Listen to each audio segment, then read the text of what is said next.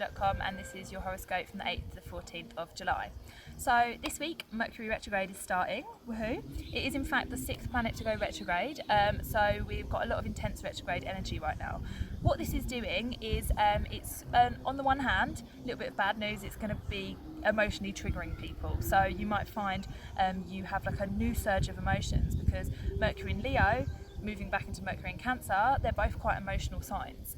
So this actually can help you because what it's going to be doing is bringing up old stuff to the surface. So you might find that you end up having like some reaction to something that comes from a place from, you know, way back, like your childhood or like teenage years or something, or you might have like some argument or some kind of like issue with somebody come up to the surface because it's been like, you know, tucked under the rug for like too long and it needs to be addressed.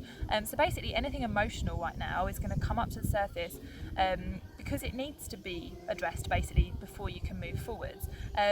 This is essentially what retrograde periods are about. They're about kind of essentially sorting out things so that you can move forwards. It's not a good time to be starting anything new and moving forwards because we are sorting out what has already happened and kind of like making sense of it and filing it and figuring out, you know, asking ourselves why that happened and why we feel that way so that we can then move forwards into the future. So for you in particular, Scorpio, this is going to be to do with any like stagnant issues that you have. Like if you think about you as a water sign, just imagine that, you know, perhaps the water needs a little bit of like stimulating. It needs like a waterfall, it needs a bit of like waves or something. You need to create waves in order to get rid of stagnant water.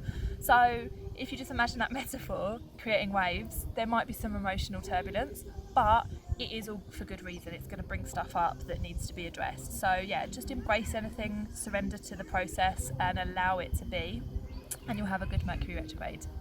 So have a good week, Scorpios, and I hope to see you next week.